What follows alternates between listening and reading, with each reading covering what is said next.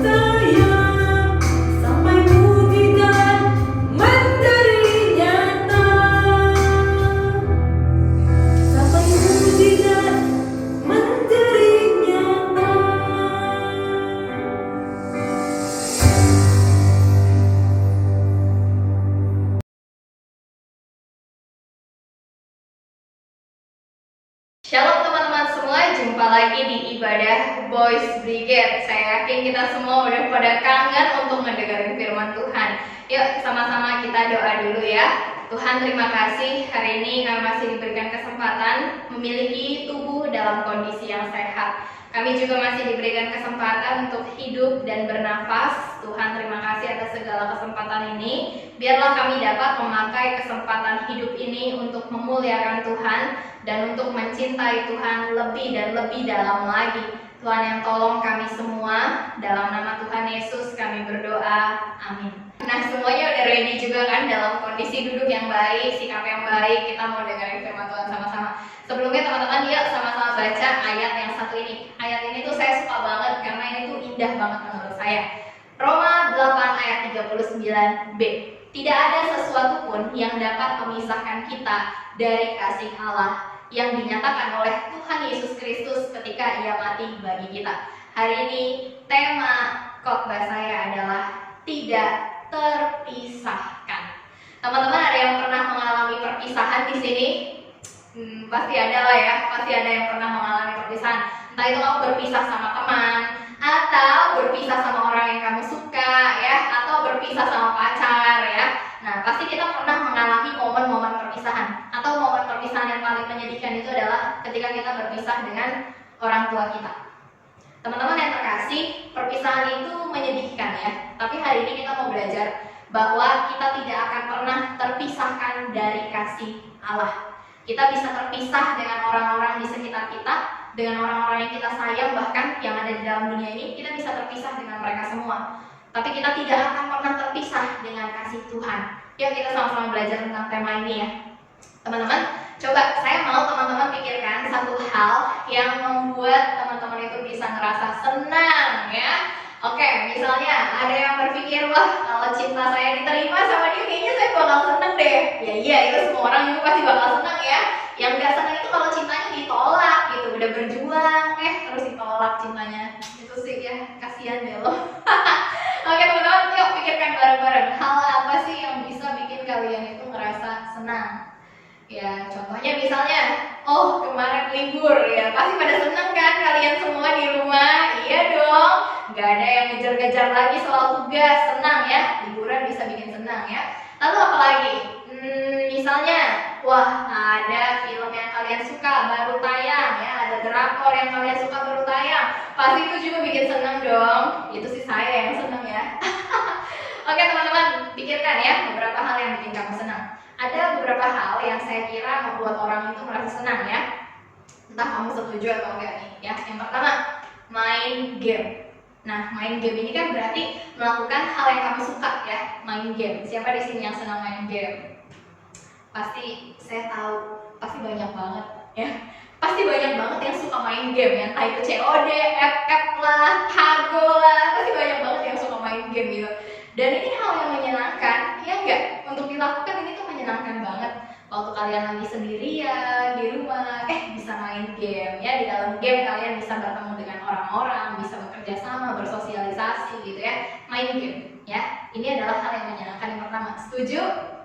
Ya, saya anggap kalian setuju semua ya. Yang kedua, makan makanan enak. Siapa di sini yang gak senang makan makanan enak? Pasti semua senang ya. Semua pasti senang ya. Makan KFC, nasi padang, yang enak-enak pasti senang dong. Sama saya juga gitu ya. Kalau makan yang enak-enak pasti senang. Coba kalau makan yang gak enak, pasti gak senang. Iya gak sih? Iya dong ya. Kalau makan yang enak-enak kita pasti senang ya. Membayangkannya aja kayaknya, coba bayangin dulu makanan yang enak-enak itu kayaknya tuh udah enak banget, udah senang gitu ya. Ngebayangin aja udah senang. Apalagi kalau jadi kenyataan gitu ya. Makan ya, itu hal kedua yang rata-rata membuat orang tuh jadi seneng gitu. Hal yang ketiga, bertamasya atau pergi jalan-jalan. Siapa yang kemarin liburan udah pergi jalan-jalan, pergi holiday atau kemana gitu ya, pasti seneng kan? Ngebayangin aja kayak seneng gitu. Oh bakal jalan-jalan nih, kayak ada rasa senang di dalam hati gitu, karena kita bakal pergi ke suatu tempat, karena kita bakal jalan-jalan, kita senang ya. Ini rata-rata 3 hal yang bikin kita itu merasa senang. Melakukan hal yang kita suka, bisa main game, melakukan hobi, olahraga atau apapun itu. Mungkin ada yang hobinya main futsal ya, itu bikin kamu jadi senang. Makan makanan yang enak, ini rata-rata semua orang tuh senang gitu ya. Lalu juga jalan-jalan, bertamasya, ini rata-rata juga orang semua senang. Ini adalah 3 hal yang rata-rata membuat manusia itu merasa senang di dalam hidupnya. Nah teman-teman, biasa kalau kita lagi senang, kita gampang kan bersyukur, ya gak sih? Kalau lagi senang tuh gampang aja gitu, mengucap syukur, memuji Tuhan, lalu juga kayak berdoa, lalu beribadah, gak ada beban, melayani, gak ada beban aja rasanya. Rasanya happy, rasanya senang, karena kondisi hidup kita juga lagi menyenangkan. Tapi coba kalau misalnya kondisi hidup kita lagi gak menyenangkan, kita lagi kejar-kejar tugas sekolah, PR, dari tempat les, disuruh lagi pelayanan di gereja, kamu pimpin ujian, lalu beralasan, contoh aku banyak tugas, gak bisa lah. Nah jadi kadang ada kondisi-kondisi hidup tertentu yang membuat kita itu gampang bersyukur, dan ada kondisi-kondisi hidup tertentu yang gampang bikin kita itu gak bersyukur. Bahkan rasanya soal Tuhan, udahlah saya gak mau mikirin. Nah biasanya ini kondisi-kondisi hidup yang sulit misalnya hidupnya banyak tekanan, kamu lagi ngerasa stres, kamu lagi banyak masalah, kamu lagi banyak pergumulan. Biasanya kondisi-kondisi hidup inilah yang membuat kita itu susah untuk bersyukur, bahkan susah buat percaya sama Tuhan. Nah, ini terjadi loh teman-teman. Kondisi hidup terkadang membuat kita menjauh dari Tuhan, bahkan meninggalkan Tuhan. Hati-hati ya. Nah, hari ini saya mau kita belajar bahwa di dalam hidup ini, itu kan kita nggak selalu senang terus nih kayak anak-anak yang digambar ini, ya. Kita nggak selalu senang terus kan. Ada momen dimana kamu tuh harus mengalami kesedihan. Ada momen dimana kamu tuh harus mengalami sakit hati, kecewa. Ada momen dimana hidupmu itu kayaknya banyak masalah terus yang datang. Saya yakin dan percaya usia berapapun kita punya masalah kita sendiri-sendiri ya. Banyak orang bilang, alah anak-anak seusia kalian mah, masalahnya masih receh. Saya yakin dan percaya namanya masalah itu gak ada yang receh ya. Bagi kalian, ya itu gak receh, itu masalah yang serius ya. Nah, jadi saya tahu bahwa hidup kalian pun tidak hanya mengalami masa-masa yang menyenangkan, tetapi ada juga masa-masa menyedihkan di dalam hidup kalian. Dan ini terjadi di dalam kehidupan setiap manusia. Gak cuma kamu, tapi saya juga, semua orang tua kita, guru kita, semua orang yang kalian lihat mengalami hal ini di dalam hidup, mengalami kondisi suka, mengalami kondisi duka. Mana kondisi hidup yang sering kali membuat kita jauh dari Tuhan? Ayo, manakah kondisi hidup yang membuat kita seringkali jauh dari Tuhan? Pas lagi senang kah? Atau pas lagi galau kah? Kamu yang mana? Ada orang-orang yang pas lagi senang, lupa sama Tuhan.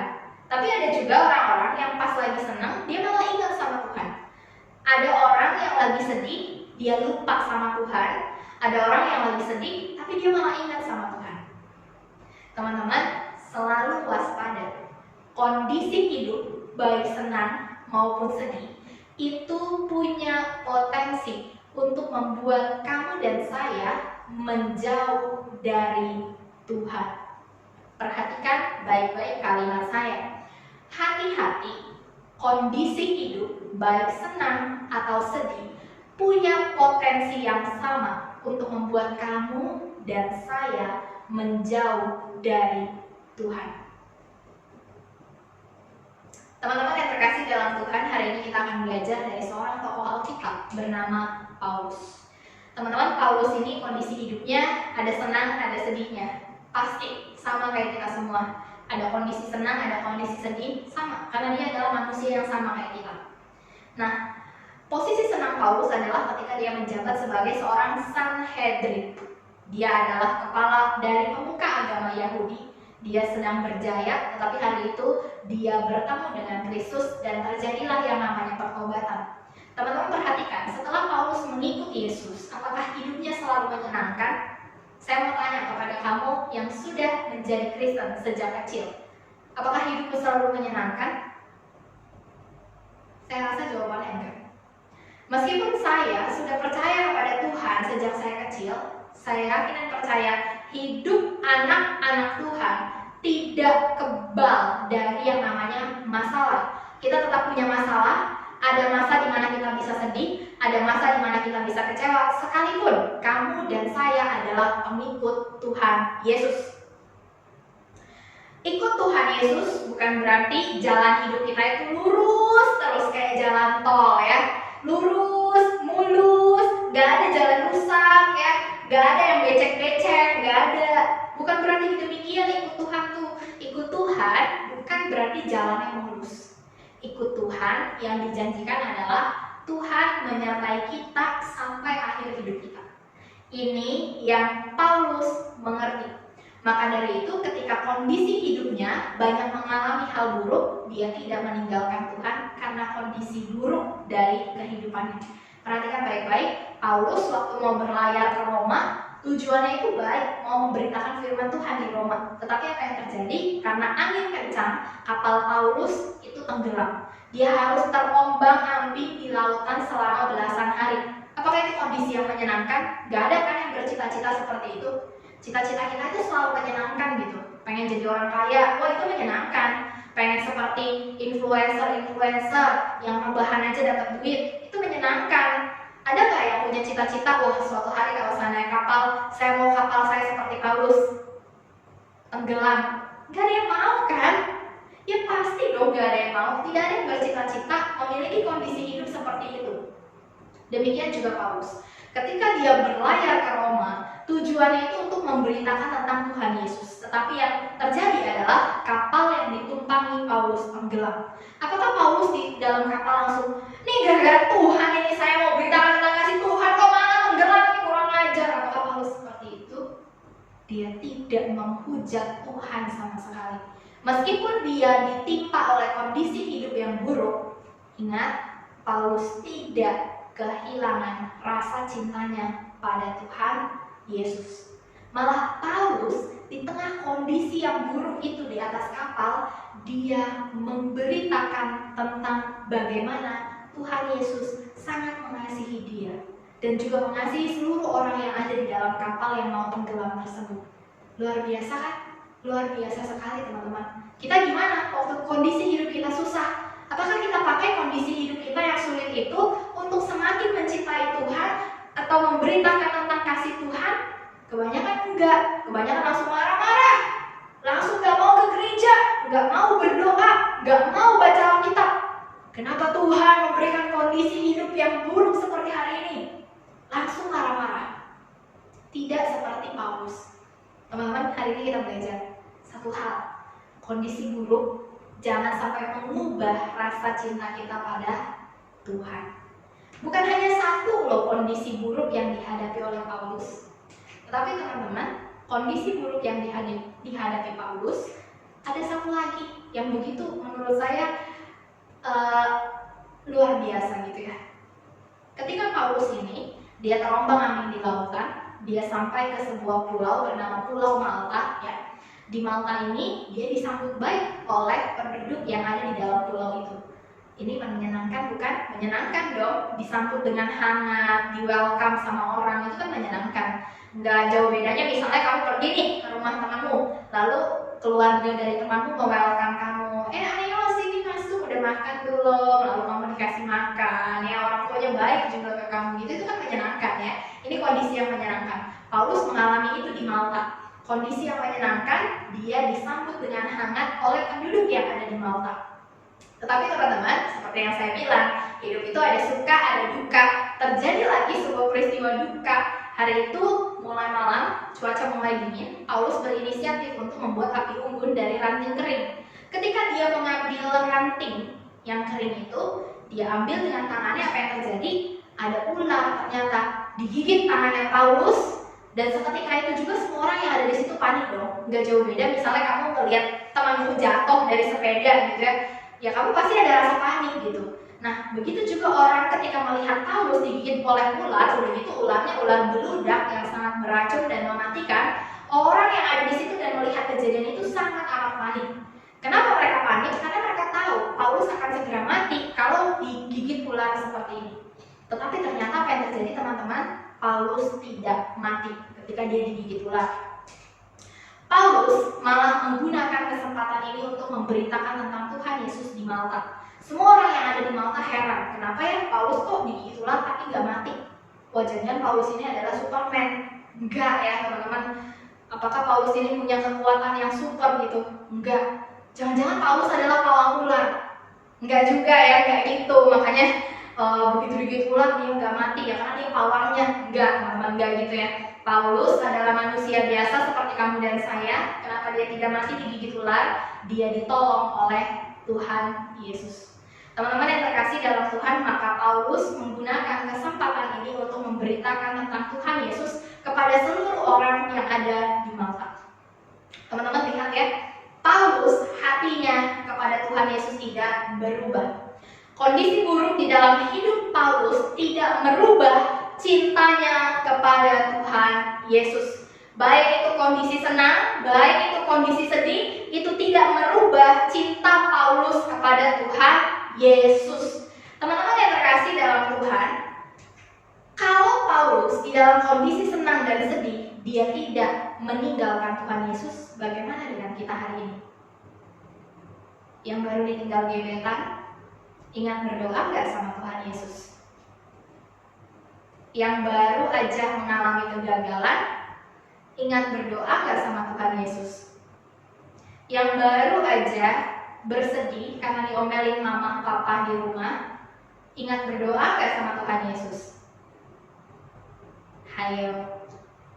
Atau ingatnya menghibur diri dengan main game, menghibur diri dengan nonton YouTube. Waktu kamu senang, dapat nilai bagus, ingat bersyukur gak sama Tuhan Yesus? Waktu kamu senang, hari ini ada dalam kondisi sehat, ingat bersyukur gak sama Tuhan Yesus? Hari ini bisa makan enak, ingat bersyukur gak sama Tuhan Yesus? Teman-teman, lihat hidup kalian masing-masing. Dalam kondisi senang, dalam kondisi sedih, ingat gak sama Tuhan Yesus? Atau jangan-jangan cinta kepada Tuhan Yesus itu sudah tidak ada di dalam hidupmu, sehingga kamu tidak pernah memikirkan Tuhan Yesus di dalam kehidupanmu? Teman-teman, cek hati. Ketika kita bisa melihat kehidupan Paulus dalam kondisi penderitaan yang sangat hebat atau kesenangan yang sangat luar biasa, dia tidak melupakan Tuhan. Kenapa kita hari ini sering kali melupakan Tuhan? Teman-teman yang terkasih di dalam Tuhan, ingat ayat yang barusan kita baca tadi. Satu-satunya kasih yang tidak akan pernah meninggalkan kita adalah kasih Tuhan Yesus. Satu-satunya pribadi yang selalu menunggu kita untuk bertobat adalah Tuhan Yesus. Hari ini, ketika kamu menyadari bahwa kamu tidak mencintai Tuhan Yesus, bahwa kamu seringkali melupakan Tuhan Yesus, bahwa kamu sudah tidak berdoa lagi, kamu sudah tidak ibadah lagi, kamu sudah tidak memikirkan Tuhan Yesus lagi, yuk sama-sama yuk kita bertobat. Yuk kita berubah menjadi pribadi yang lebih baik lagi. Karena kasih Tuhan Yesus yang sudah diberikan kepada kita selalu menunggu kita untuk bertobat. Ingat anak-anak, hari ini masih bisa hidup, itu artinya masih ada kesempatan untuk bertobat hari ini. Yuk sama-sama kita berdoa, kita memohon Tuhan untuk mengubah hati kita, mengubah hati kita yang mungkin udah gak cinta lagi sama Tuhan, mengubah hati kita yang udah cuek sama Tuhan, mengubah hati kita yang udah mulai biasa aja sama Tuhan. Yuk sama-sama kita berdoa yuk. Tuhan Yesus, Engkau melihat anak-anak-Mu hari ini di dalam segala kondisi hidup mereka, kondisi hati mereka, bahkan iman mereka kepada Tuhan Yesus. Engkau tahu mereka yang sudah mulai kehilangan rasa cinta akan Tuhan, mereka yang sudah mulai melupakan Tuhan, mereka yang sudah mulai meninggalkan Tuhan. Tuhan Yesus, kiranya Engkau gelisahkan hati mereka supaya mereka dapat bertobat, supaya mereka dapat berubah menjadi pribadi yang lebih baik lagi, menjadi pribadi-pribadi yang menyenangkan hati Tuhan, dan pribadi-pribadi yang mau bertobat kembali kepada Tuhan Yesus sebagai Tuhan dan Juru Selamat di dalam hidup mereka.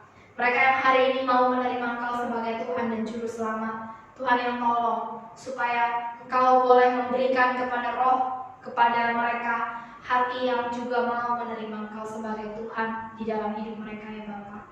Terima kasih Tuhan Yesus, di dalam nama Tuhan Yesus kami berdoa, kami bersyukur.